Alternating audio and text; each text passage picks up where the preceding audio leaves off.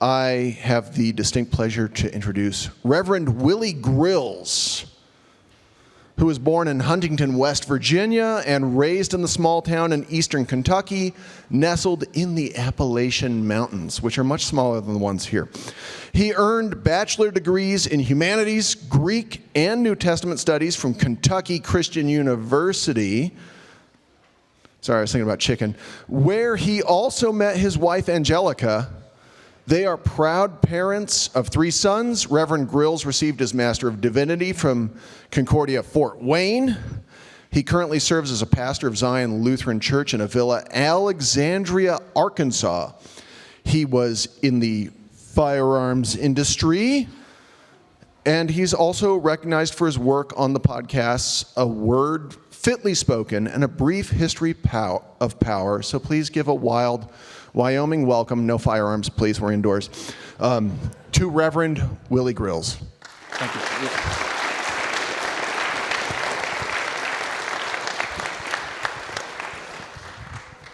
Well, thank you all for having me, those of you who decided to show up after Matins. Wonderful to be here in whatever the nickname of Wyoming is that escapes me right now.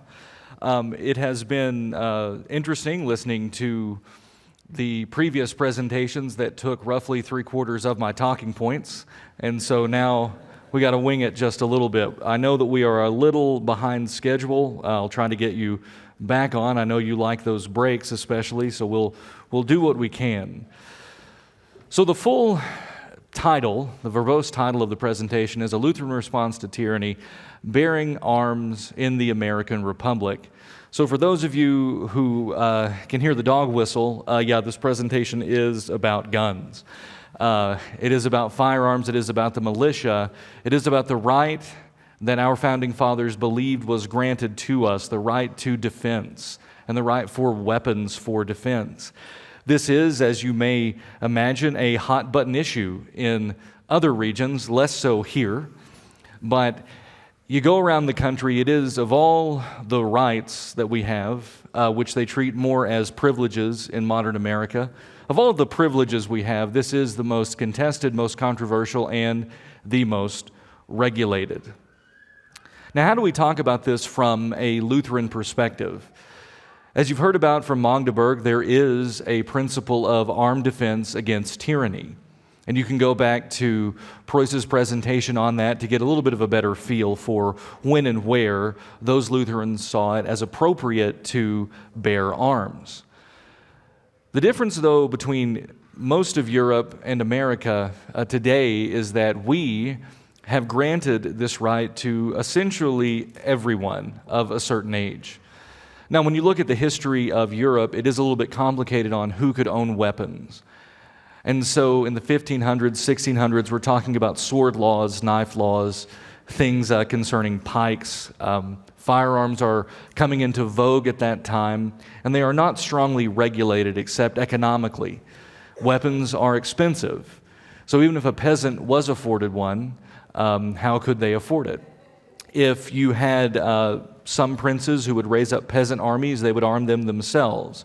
It was for a long time a discussion over could soldiers kill, could soldiers defend. When we go back even further into the history of the church, we do have, in general, a principle of self-defense that is recognized, and that might sound odd to some of our modern ears. If you talk to some Lutherans today, you would think we are borderline Quakers and pacifists, but pacifism, pure pacifism, has never been a part of Lutheran theology in most of Christian history. Outside of canons in the early church that said priests could not carry weapons, particularly in the liturgy, it was broadly accepted that you could own some sort of weapon for the purposes of defense. We teach in the fifth commandment in the catechism that you shall not murder. And in this August assembly, I could probably have you shout out, what does this mean? But since it's not a test, we should fear and love God so we do not hurt or harm our neighbor in his body, but help and support him in every physical need. At first brush, that sounds like, well, one physical need we have is life, so you cannot take it. But of course, in the commandment, the implied positive is to preserve life. And we spend a lot of time talking about preserving the life of unborn infants, and we should. or a dignified death for the elderly or the infirm, and we should.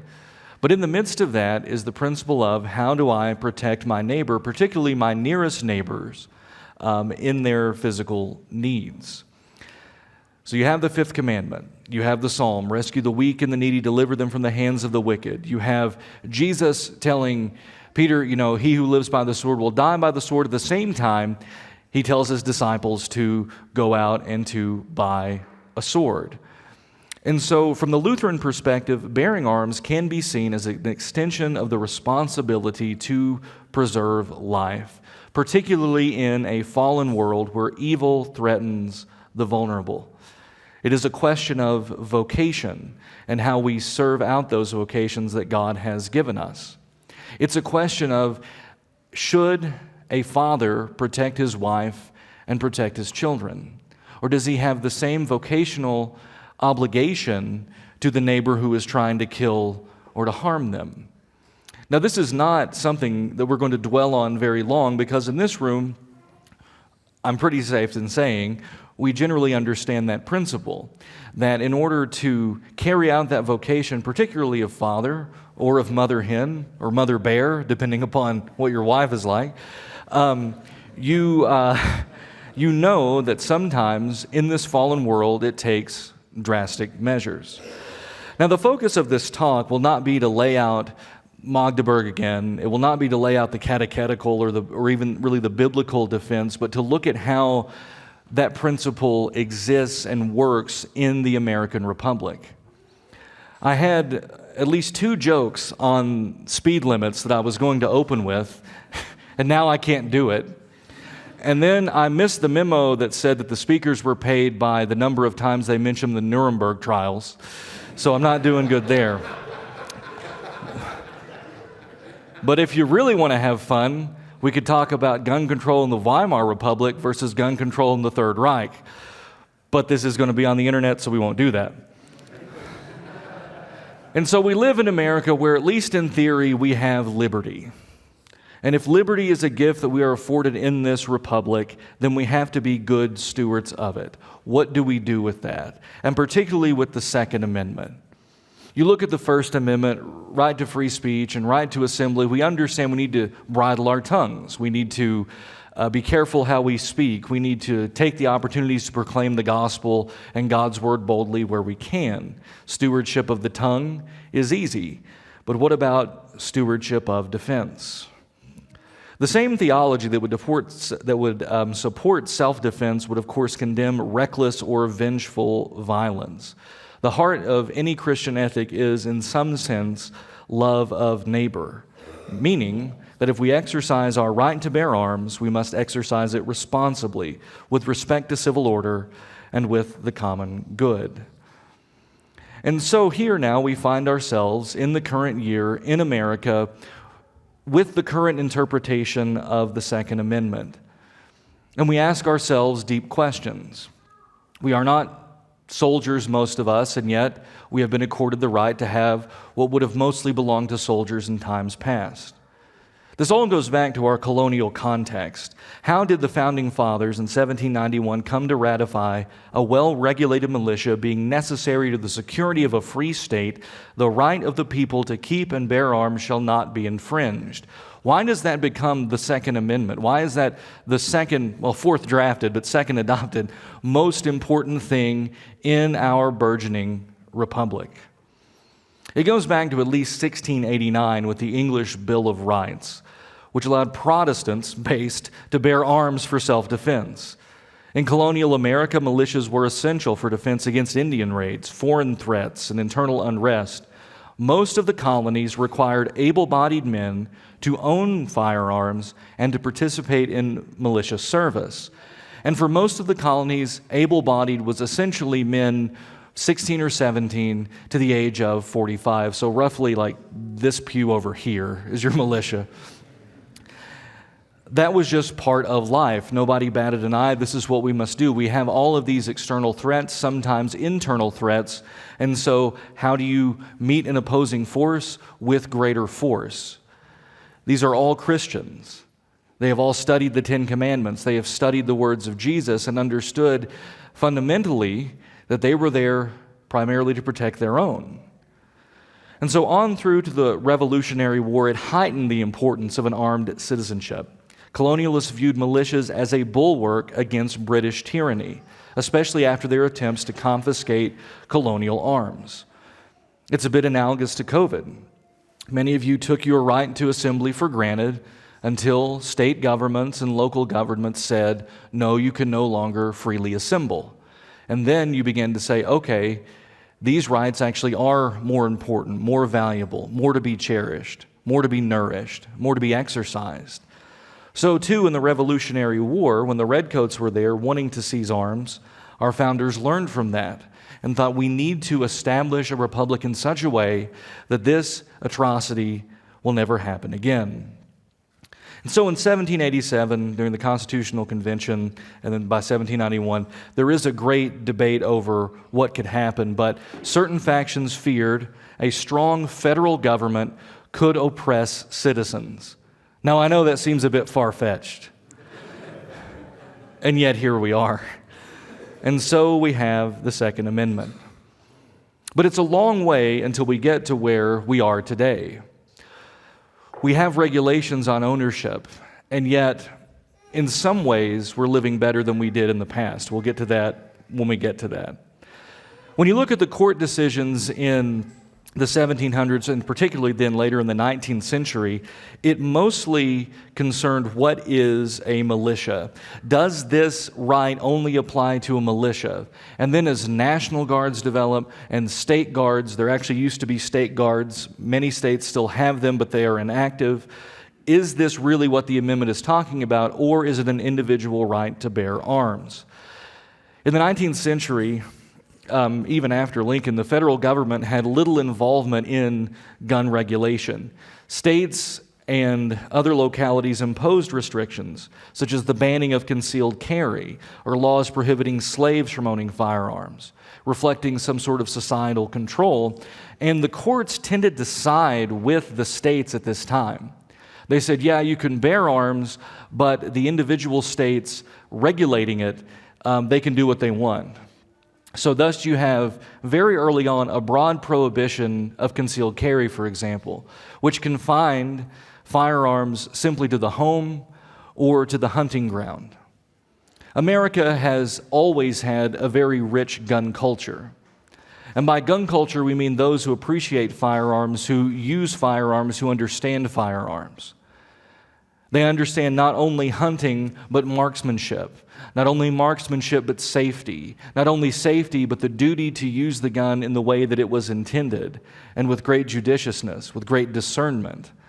And yet, their ability to bear those arms was curtailed by state decisions, whether it was because of slaves, or whether it was fees in order to carry, or some sort of artificial thing inflating the price of firearms, or societal things that cause firearms to be expensive, like the gold rush, sort of out this way. There were a lot of things that prohibited the carrying of arms. And so we look at Westerns, for example, right? And we see everybody carrying a gun, which was largely true. But even at that time, the largest concentration of guns were in large eastern cities. And that's actually where people carried. In the days before x-ray machines and enhanced pat-downs and police who could stop you on the street, that were mostly, in the big cities, just Irishmen with a shillelagh, you could kind of do what you wanted. There was a robust gun culture, a carry culture, a defense culture, however you want to look at it, even in the major cities that you would not associate with guns today. We think about the cowboys, and a lot of them did have guns, and if you look at media, you would think that the Wild West was super violent and extremely dangerous. And while it was dangerous, that was mostly due to Native Americans or due to bears, due to the weather, due to disease. Gun violence in the Wild West actually was lower than it was in the eastern cities during the Wild West period in the late 19th century. And so guns are always there. They were ubiquitous. They were a part of frontier life, not only for hunting, but for self-defense, for militia duties. The Second Amendment is rarely litigated in a major way because its meaning was broadly accepted at protecting both an individual and a collective right. And then the 20th century happened. America had begun to change. You are post-Lincoln. The federal government is growing. The importance of the Supreme Court even greater than it had ever been. And so in the early 20th century, we see the rise of urbanization, crime, federal involvement in gun regulation, which leads us to the major bodies of gun control that we have. In the Prohibition era, we had a big problem with gang violence, with gangsters that are now romanticized. And so in reaction to that, in 1934, the National Firearms Act was passed. This imposed taxes and registration on certain firearms, such as machine guns, short-barreled rifles, and suppressors. It was the first major gun control law, upheld in the United States versus Miller in 1939. Where the Supreme Court ruled that the Second Amendment protected arms with militia duty utility, not unrestricted individual rights. And so since the 30s, if you want a machine gun, you wanted to own one, it has to be federally registered and requires a $200 tax stamp. That amount has not changed. $200 is too much today, in my opinion. Certain items will be $5, but for the really fun ones, it's $200. $200 in the 1930s is absolutely an infringement upon the rights of most Americans who could no longer afford to buy relatively commonly available firearms at the time. A few years later, we have the Federal Firearms Act, which required gun dealers to obtain federal licenses and prohibited sales to felons or fugitives, and established a framework for regulating interstate firearms commerce. It stays about the same until the 60s, and in the 60s, spoiler alert, we had a little bit of societal unrest. And so high-profile assassinations, John F. Kennedy, of course, Robert Kennedy, Martin Luther King, the man for whom our church body is named after, and rising crime fuel calls for stricter gun laws, which led to potentially the most egregious of these, the Gun Control Act of 1968, the most comprehensive federal gun law to date. The GSA expanded licensing for dealers, banned mail-order guns, tightened restriction on sales to felons, minors, the mentally ill, and regulated imported firearms. That's why it took a long time for you to get a wall through PPK between the 60s and the 80s when Interarms started doing a few things domestically. And so we sat there, and you think, well, today if we tried to pass something like that, it would have a very hard time. But gun culture is not mainstream anymore in America in the 60s. The days of the frontier were over. And you're getting into the age where people who are interested in firearms or interested in Second Amendments are pushed to the fringes or seen as fringe. You're getting the rumblings of the militia movement that would become huge in the 80s and in the 90s. And so these largely passed with very little controversy. People thought this was just sensible gun control. But the NFA banned arms that were not really used in crimes broadly.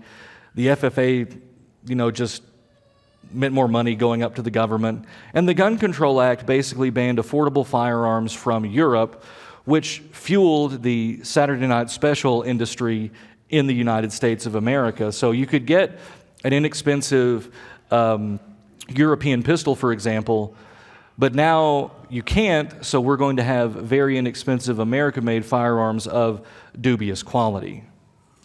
But time marches on, and we get to the 70s and the 80s, and the political divide is growing and growing. The National Rifle Association shifts from a sportsman's organization to a powerful advocate for Second Amendment rights. And so the early 90s brought about two pivotal incidents that we'll get to.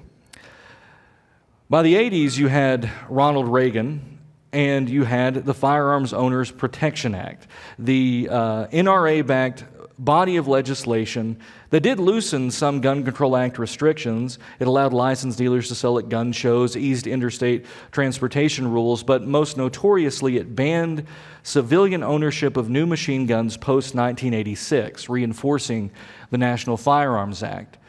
And so to this day, for most of you regular folks out there, you great Americans, if you want a machine gun or a fully automatic firearm, you can only own one made prior to 1986. This created a very scarce market, and why that is very, very prohibitive for most people to enter into, because on the lower end, you're looking at $10,000 and up to get into that. So post-Firearms Owners Protection Act, you have two notable incidents that expanded the conversation on firearms rights, and they're both very controversial in certain circles. The first was 1992, and that was the standoff at Ruby Ridge, a deadly standoff in Idaho between federal agents and Randy Weaver, a survivalist with anti-government views. The ATF sought Weaver for selling illegal sawed-off shotguns, leading to a confrontation involving the FBI and U.S. Marshals, and it resulted in the death of Weaver's wife, son, and a federal marshal. This became a rallying cry for Second Amendment advocates and militia groups who had for a long time been saying, we want to live separately, we want to live as we see fit, and no matter where we go, even if it's rural northern Idaho, they are going to come and find us. And because I am short on time, I can't get into all the intricacies of Ruby Ridge. You can look that up on your own. But essentially, Randy Weaver loses his wife and son over a very small amount sawed off from a shotgun barrel and over a warrant that perhaps was not, or a summons that was not properly served.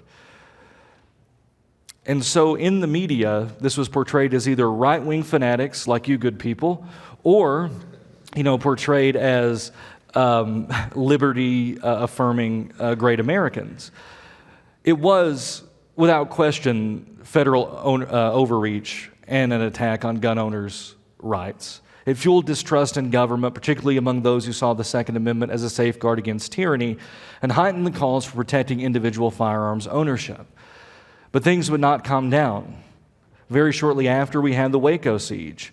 From February to April 1993, a very long standoff between the Branch Davidian religious sect led by David Koresh and federal agents. The ATF attempted to serve a warrant for illegal firearms and explosives, suspecting the group was stockpiling weapons. The initial raid led to a shootout, killing 4 ATF agents and 6 Branch Davidians.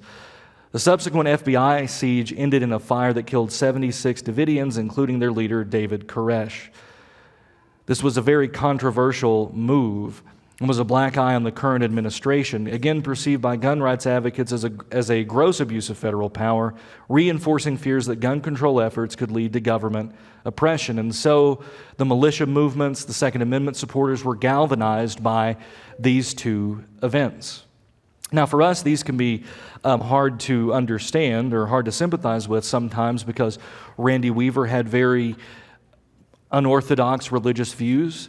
The Branch Davidians had very unorthodox religious views, but they were part, at least tangentially, of the Christian Reconstruction movement, especially Randy Weaver, the theonomy movement that was coming up in the 80s and then in the 90s.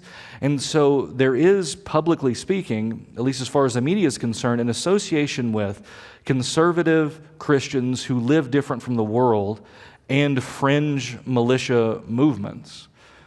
Now, I wish we could talk about Christian Reconstruction more.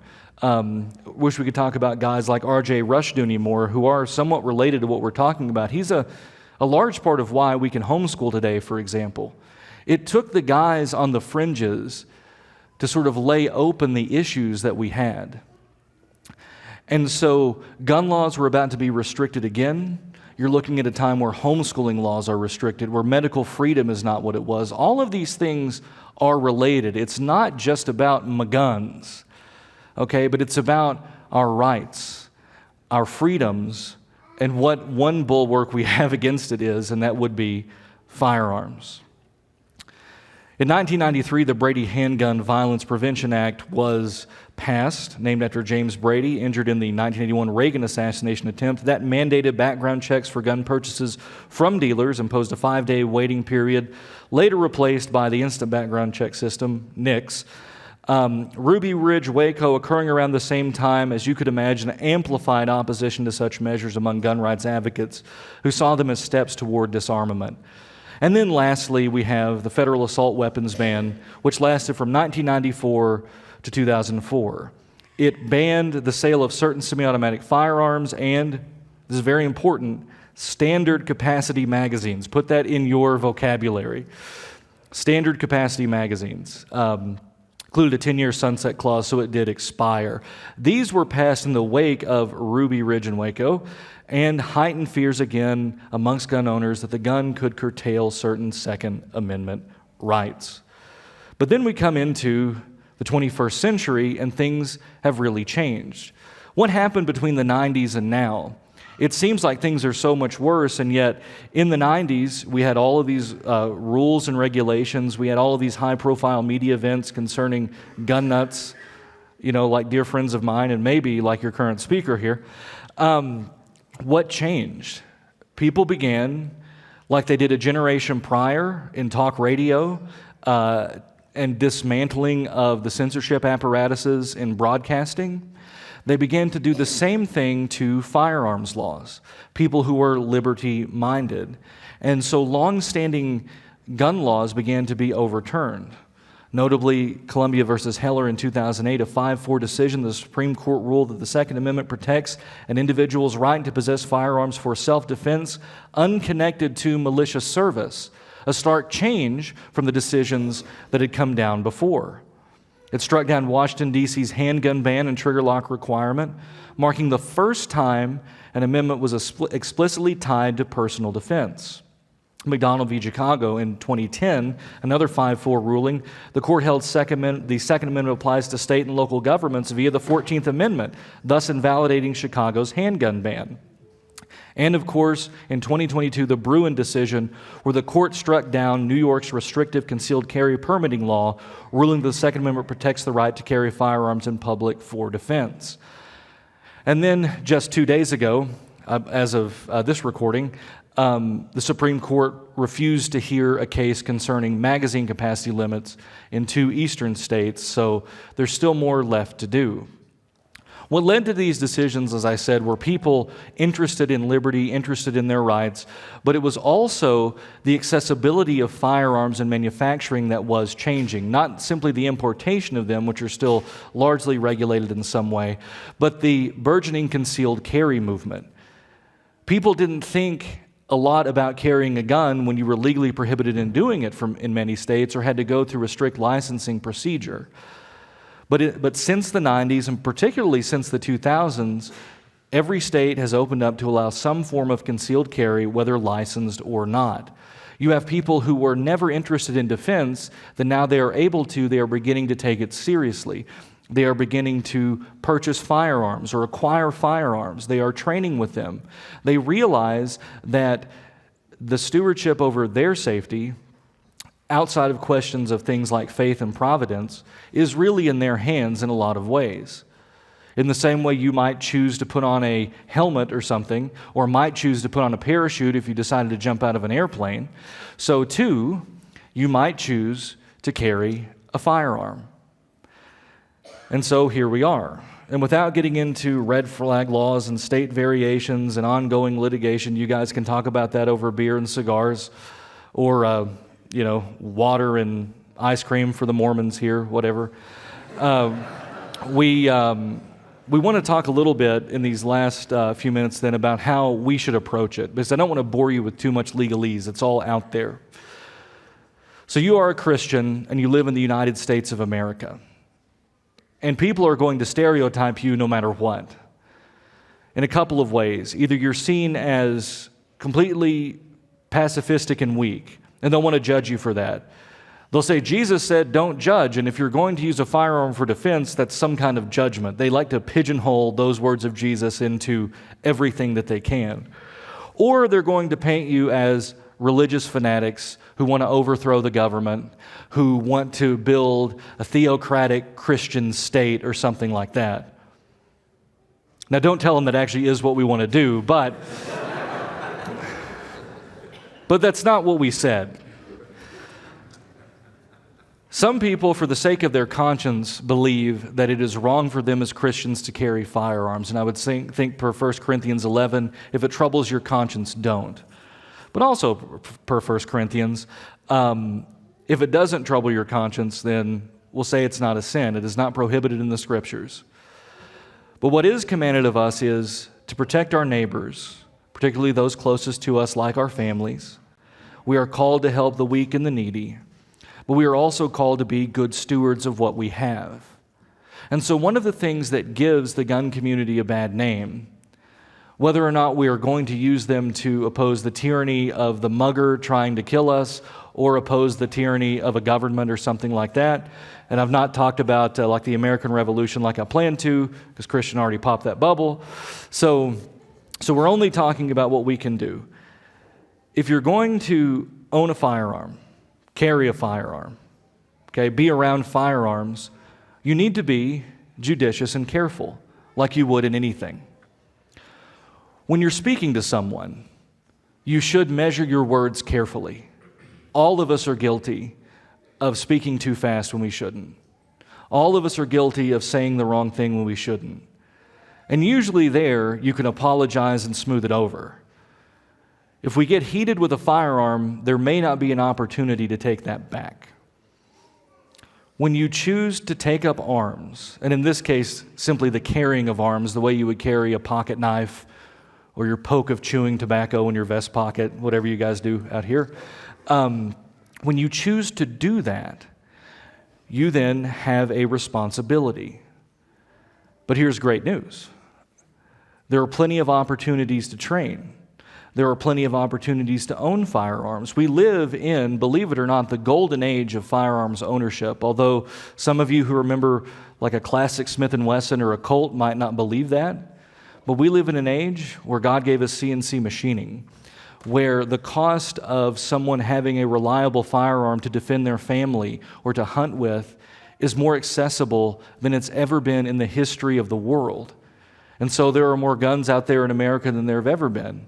And so there has never been a greater time for us to familiarize ourselves with the firearms that we own and to train not only ourselves, but to train our children in safe procedures and, I don't mean this too controversially, effective procedures. If you shoot a gun, you want to shoot a gun well. You don't want it to jam, you don't want it to malfunction, and you want it to hit its target. Now, this sounds like a sporting question, but it's not. If the question is, if this is something to truly defend life, liberty, and so on, then we ourselves have to practice with that and be understanding of that. And it comes about in a few practical ways. You buy a firearm, you acquire a firearm, Grandpa passes one down to you, you have a really cool friend who gifts you one. What do? Familiarize yourself with that. All right, you're American citizens. You know your rights to free speech and free assembly. You should have familiarized yourself with the Constitution. You're Lutherans. You should have familiarized yourself with the Catechism, for example. You're Christians. Everything we are about as Christians, we should learn about and understand and seek to be the best at it that we can be. The reason why the firearms community sometimes gets a bad rap are negligent discharges. Or the guy who hears something rustling around in the kitchen at night, he doesn't turn the light on and he shoots somebody he shouldn't have shot. These are tragedies, and these are avoidable tragedies. And all the more as Christians, we should be prepared to mitigate the kinds of circumstances like that.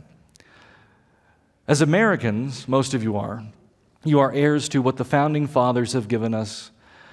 They codified these rights which they believed were God-given. And so if we are going to honor our fathers here in this country, then we have that responsibility to cherish these laws that were passed down to us, the Constitution, the Bill of Rights, things like that, and to use them wisely. It's never something that we should take lightly.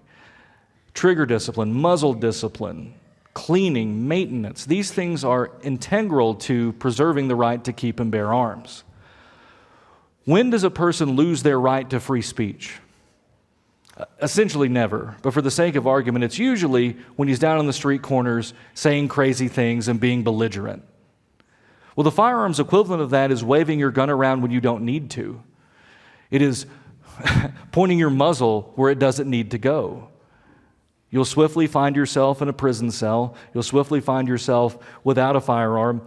And you'll swiftly find yourself without friends, because if you accidentally shoot around somebody's way that's not meant to go there, if they're alive afterwards, they're not going to want to spend time with you after that.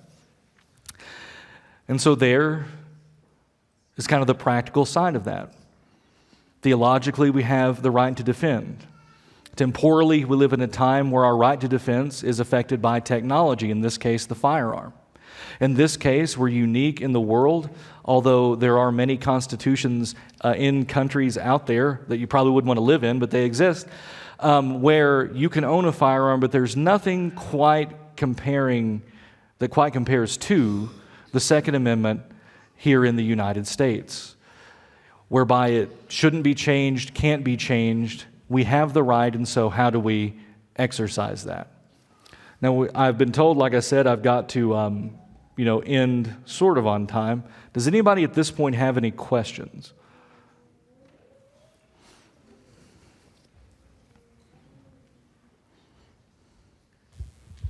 Thank you for the good talk.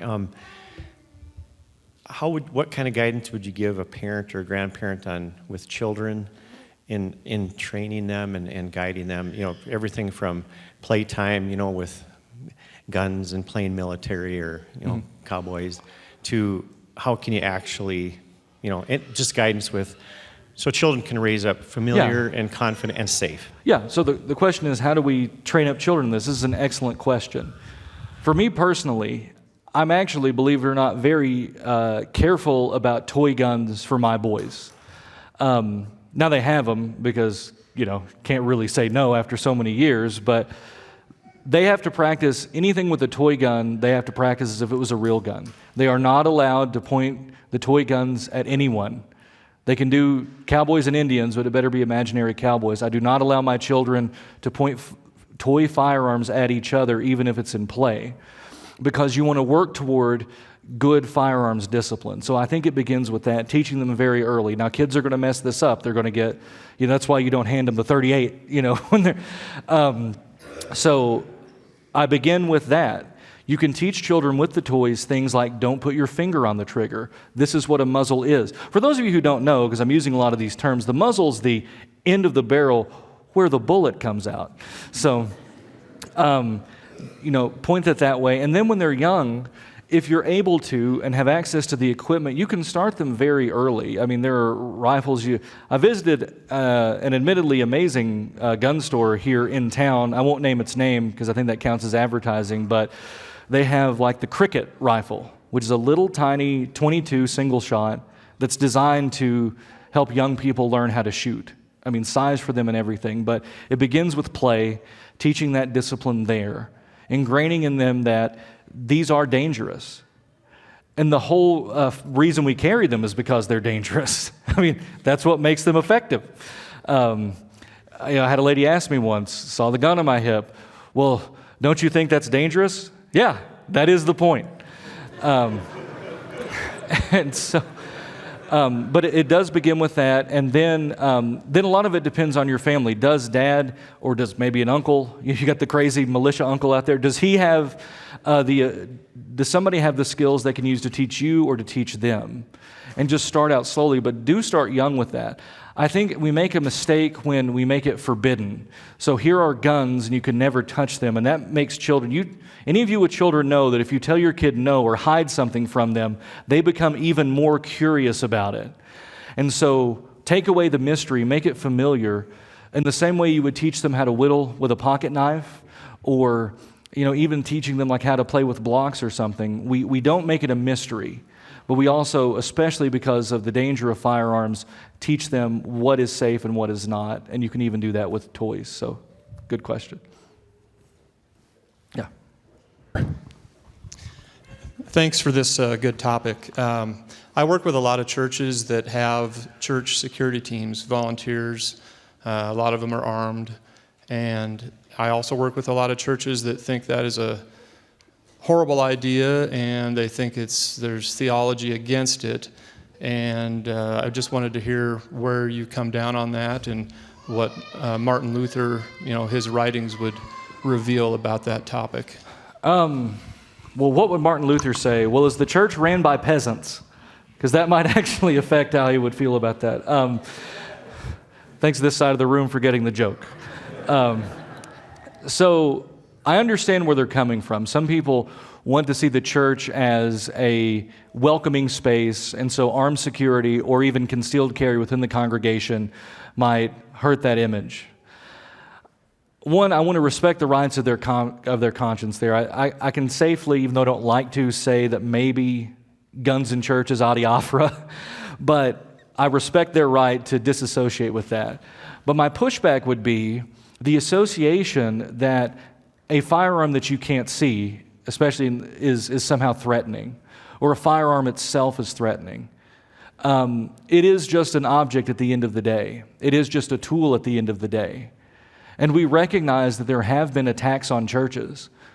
And in at least a couple of those notable ones, they were stopped not by police who showed up, but by active carriers within the congregation. So we need to destigmatize firearms. Now, I'm not a huge open carry proponent for tactical reasons, but to make firearms not scary and to think that it is the person who wields the sword that is the danger or the hero, depending upon the situation. So what happens is those people already have a presupposition that guns bad, it will scare people away from the church. And this is not a case where it's some kind of left-wing church. This is not even a rainbow flag church where you see this. These can be relatively conservative, kind of fundamentalist type churches that reject that. So to destigmatize firearms is what I would say, to show them that this is, from the church's viewpoint, an act of loving your neighbor, of protecting your neighbor. If the church caught on fire, these same volunteers would drag you out. But we wouldn't say that's somehow unwelcoming to the visitor, even though fire by definition would be. But having a fire crew wouldn't be. It's because the gun itself is stigmatized. Recognizing the power in the firearm, the danger in the firearm, again, the danger is in the wielder, not in the object itself. If we follow that logic too far, we have a much better case for outlawing vehicles on the road than we do for firearms. I'm much more scared of certain drivers out there, especially living in Arkansas, near Little Rock. It gets a little hairy. But to destigmatize that, to show it that this is the church's way of loving and protecting those who they're not intimidating. And it does take time to get used to that sort of thing. So that's how I would kind of tackle that with them. Another question here. So you have airsoft tournaments and paintball tournaments where people are shooting toy guns at each other. And some people do say that's like a form of practice. What do you think of that? Yeah, so airsoft and paintball, it's a good question. I don't consider them quite the same as young children playing with toy guns who learn bad habits. Paintball is an older sport, and we know what the sport is, right? And we know that they're paintballs. If you can separate that, it's not a problem. Airsoft does help some people with marksmanship, at least learning the fundamentals. Paintball helps you take out your aggression on those friends you don't like on the other team. Healthy outlet. But no, I don't think you have to confuse that. There's a way in which, if we're just cognizant of what we're doing, those things don't violate the principle of firearms safety. Now, if you're shooting 22s at each other, shooting tin cans off of each other's head, we would have a talk with your pastor and maybe a local mental health authority. But paintball and airsoft, I think you're good, and I think they can be very beneficial.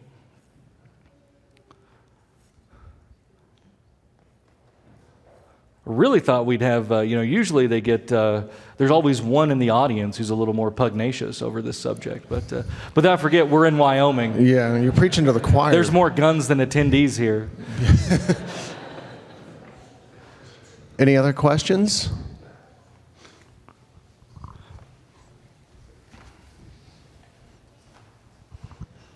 One of the theological objections that I'm sure people raise has to do with the injunction to turn the other cheek. So I just want to hear what your good take question. on that is. When we look at the context of, this is where now we'll get the questions, right? When we look at the context of turning the other cheek, you're looking at a context of personal insults, especially in an honor culture like what we had in Jesus' time.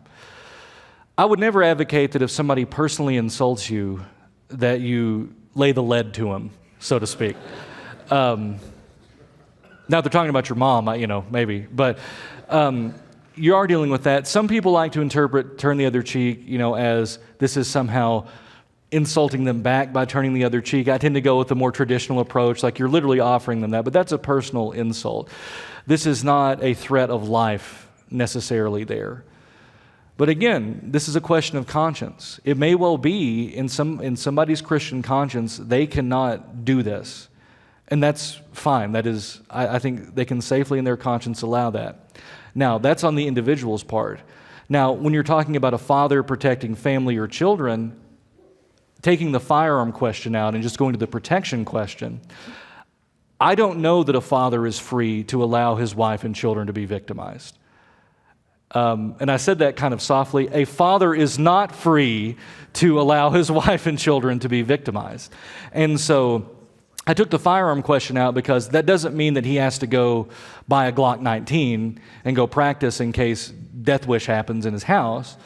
But if someone is coming in and wanting to harm your children or your wife, and you're a Christian father, you do have a duty to protect. I would come down firmly upon that. It was John Piper who rather infamously a few years ago. Do you guys remember John Piper? Any Reformed Baptists in the room? So John the Baptist was a big Smith & Wesson guy.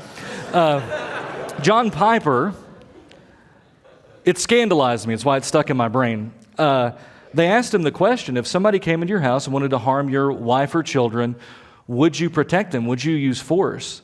And he did his John Piper thing where he's emotional and he looks at the camera, which I can't do well. And I don't know, is what he said. Like, then get out of the pulpit, bro. So I don't take that approach. I know that there are Lutherans out there who do, and in all charity, in front of this audience, I'll say I respect that, but I firmly disagree with that approach. The most important neighbor we have are our spouses and our children. They are our nearest neighbors. And if we are to uphold their every physical need, protecting their life and their physical bodies, I mean, what more of a physical need can you have than that? We need to. This is not a question of martyrdom or things like that. We are talking about the everyday kind of scenario. And so we want to be aware of that. There are times where a Christian should not take up arms, of course. And I would think true martyrdom would fit that definition. But it's hard to discern between true martyrdom and what isn't. We'll just trust the Holy Ghost to tell you what to do when we get there, because there's a scriptural promise for that. Oh, I go, yeah.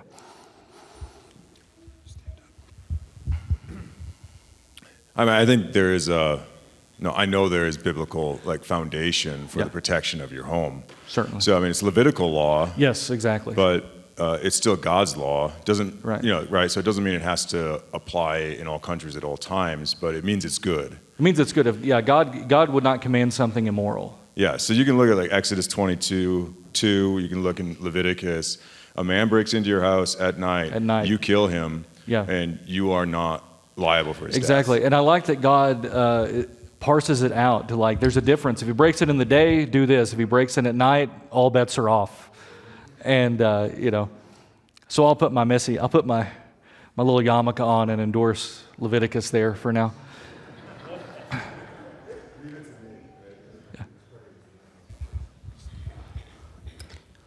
You talked about the history a little bit. Could you talk about what you think the future of gun control is based on any predictions you have and anything we can do to prepare about that? Because I know there's a lot of people that will, hunker down and make their own home bunkers, but what are your thoughts? What's more practical?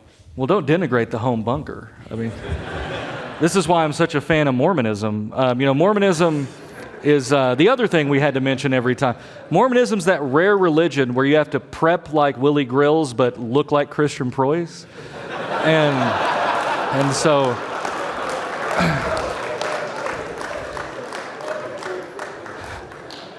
So for the future, and I'll answer this quick because I know we got a couple other ones, and I'm doing good on time.